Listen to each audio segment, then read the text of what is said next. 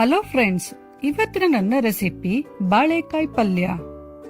Healthy and tasty ಅಲ್ಲದೆ ಇದು quick and easy ಆಗಿದೆ.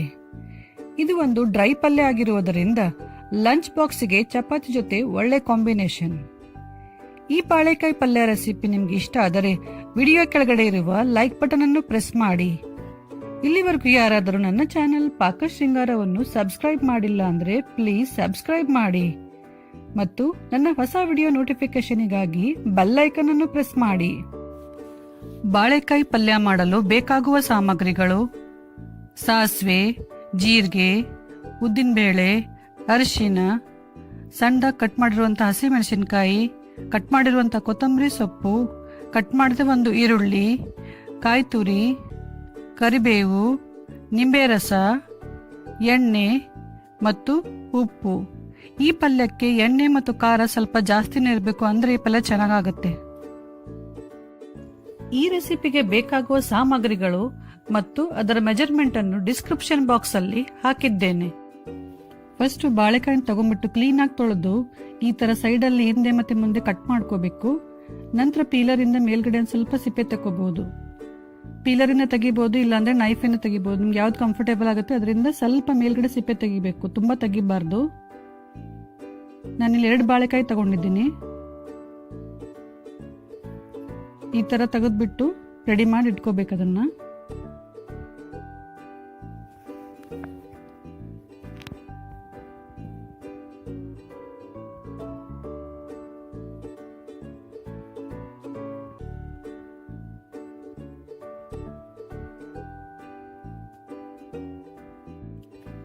ನಂತರ ಬಾಳೆಕಾಯಿಯನ್ನು ಈ ತರ ಮಧ್ಯ ಕಟ್ ಮಾಡಿ ಕುಕ್ಕರಲ್ಲಿ ಬೇಯಿಸಬೇಕು. ಈ ಪಾತ್ರೆಯಲ್ಲಿ ನೀರು ಹಾಕಬಾರ್ದು, ಕುಕ್ಕರಲ್ಲಿ ಕೆಳಗಡೆ ಮಾತ್ರ ನೀರು ಹಾಕ್ಬಿಟ್ಟು ನಂತರ ಈ ಪಾತ್ರೆ ಕುಕ್ಕರಲ್ಲಿ ಇಟ್ಬಿಟ್ಟು ವಿಶಿಲ್ ಹಾಕ್ದೇನೆ 15 ನಿಮಿಷ ಸ್ಟೀಮ್ ಮಾಡಬೇಕು. ಇಡ್ಲಿ ಹೇಗೆ ಸ್ಟೀಮ್ ಮಾಡ್ತೀವೋ ಅದೇ ತರ ಇದನ್ನ 15 ನಿಮಿಷ ಹಬೆಯಲ್ಲಿ ಬೇಯಿಸಬೇಕು. 15 ನಿಮಿಷ ಆಗಿದೆ. ಈಗ ಬಾಳೆಕಾಯಿ ಚೆನ್ನಾಗಿ ಸ್ಟೀಮ್ ಅಲ್ಲಿ ಬೆಂದಿದೆ. ನೆಕ್ಸ್ಟ್ ಬಾಳೆಕಾಯಿ ಒಂದ್ ಸ್ವಲ್ಪ ತಣ್ಣಗಾಗ್ಬೇಕು. ತಣ್ಣಗಾದ್ಮೇಲೆ ಅದನ್ನ ಸಿಪ್ಪೆ ತೆಕ್ಕೋಬೇಕು. ನಿಧಾನಕ್ಕೆ ಸ್ವಲ್ಪ ಬಿಸಿ ಇರುತ್ತೆ, ಹಾಗಾಗಿ ನಿಧಾನಕ್ಕೆ ಎಲ್ಲ ಸಿಪ್ಪೆ ತಕೊಂಡ್ಬಿಟ್ಟು ನೆಕ್ಸ್ಟ್ ನಾನು ಅದನ್ನ ತುರಿತಾ ಇದ್ದೀನಿ. ಕೆಲವೊಬ್ರು ತುರಿತಾರೆ, ಕೆಲವೊಬ್ರು ಕಟ್ ಮಾಡ್ತಾರೆ. ಎರಡು ಚೆನ್ನಾಗಿರುತ್ತೆ. ಕಟ್ ಮಾಡಿ ಪಲ್ಯ ಮಾಡಿದ್ರು ಚೆನ್ನಾಗಿರುತ್ತೆ, ತುರಿದ್ರು ಕೂಡ ಚೆನ್ನಾಗಿರುತ್ತೆ. ಒಂದು ತುರಿಯೋ ಮನೆ ತಗೊಂಡ್ಬಿಟ್ಟು ಅದರಲ್ಲಿ ದೊಡ್ಡ ಹೋಲ್ ಇರುತ್ತಿಲ್ಲ, ಅದರಲ್ಲಿ ನಾನು ತುರಿತಾ ಇದ್ದೀನಿ. ತುರಿದು ಮಾಡೋದ್ರಿಂದ ಅದು ಬಾಳೆಕಾಯಿ ಪಲ್ಯ ಅಂತ ಗೊತ್ತೇ ಆಗಲ್ಲ.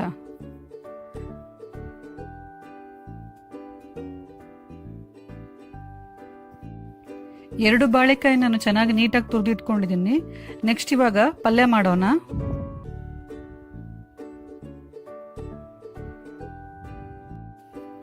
ಒಂದು ಕಡಾಯಿಲಿ ನಾನಿಲ್ಲಿ ಎಣ್ಣೆ ಬಿಸಿ ಮಾಡಲು ಇಟ್ಟಿದ್ದೇನೆ.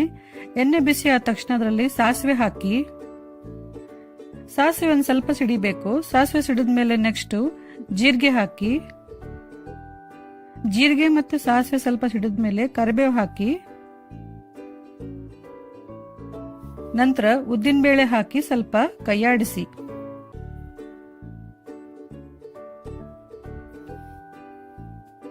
ನಂತರ ಸಣ್ಣದಾಗಿ ಕಟ್ ಮಾಡಿಟ್ರು ಹಸಿ ಮೆಣಸಿನಕಾಯಿ ಹಾಕಿ. ನೀವು ಹಸಿ ಮೆಣಸಿನಕಾಯಿ ಹಾಕೋಬಹುದು ಅಥವಾ ಹಸಿ ಮೆಣಸಿನಕಾಯಿ ಪೇಸ್ಟ್ ಕೂಡ ಹಾಕೋಬಹುದು. ಮಾಮೂಲಿ ನೀವು ಎಷ್ಟು ಖಾರ ಹಾಕ್ತೀರ ಅದಕ್ಕಿಂತ ಒಂದ್ ಸ್ವಲ್ಪ ಇದಕ್ಕೆ ಜಾಸ್ತಿ ಹಾಕಬೇಕು. ಈ ಬಾಳೆಕಾಯಿ ಪಲ್ಯಗೆ ಒಂದ್ ಸ್ವಲ್ಪ ಎಣ್ಣೆ ಖಾರ ಜಾಸ್ತಿ ಇದ್ರೇನೆ ಇದು ಚೆನ್ನಾಗಿ ಟೇಸ್ಟಿ ಆಗುತ್ತೆ. ಹಸಿ ಮೆಣಸಿನಕಾಯಿನ ಎಣ್ಣೆಯಲ್ಲಿ 1 ನಿಮಿಷ ಚೆನ್ನಾಗಿ ಹುರಿಬೇಕು. ಹಸಿ ಮೆಣಸಿನಕಾಯನ್ನು ಚೆನ್ನಾಗಿ ಹುರಿದ್ಮೇಲೆ ನೆಕ್ಸ್ಟ್ ಈರುಳ್ಳಿ ಮತ್ತು ಅರಿಶಿನ ಹಾಕಿ, ಈರುಳ್ಳಿಯನ್ನು ಎಣ್ಣೆಯಲ್ಲಿ 1 ರಿಂದ 2 ನಿಮಿಷ ಚೆನ್ನಾಗಿ ಹುರಿಬೇಕು.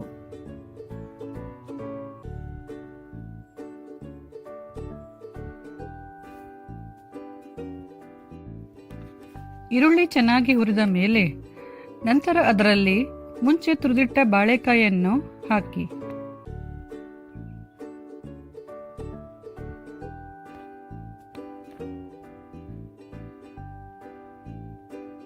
ನಂತರ ರುಚಿಗೆ ತಕ್ಕಷ್ಟು ಉಪ್ಪು,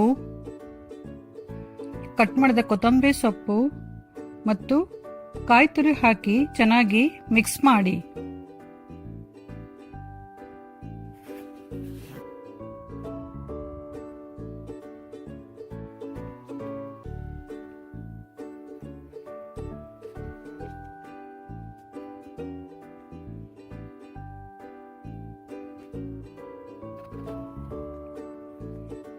ನಂತರ ಅದಕ್ಕೆ ಸ್ವಲ್ಪ ನಿಂಬೆ ರಸ ಹಾಕಿ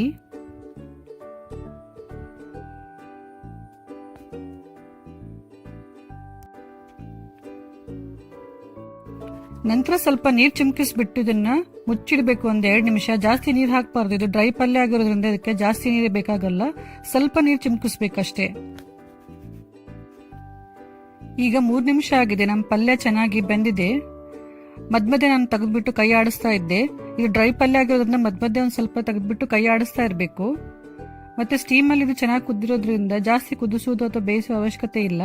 ಹಾಗೆ ತುರಿದ್ರಿಂದ ಬೇಗ ಇದು ಬೇಯುತ್ತೆ. ಈಗ ಬಾಳೆಕಾಯಿ ಪಲ್ಯ ರೆಡಿ ಆಗಿದೆ.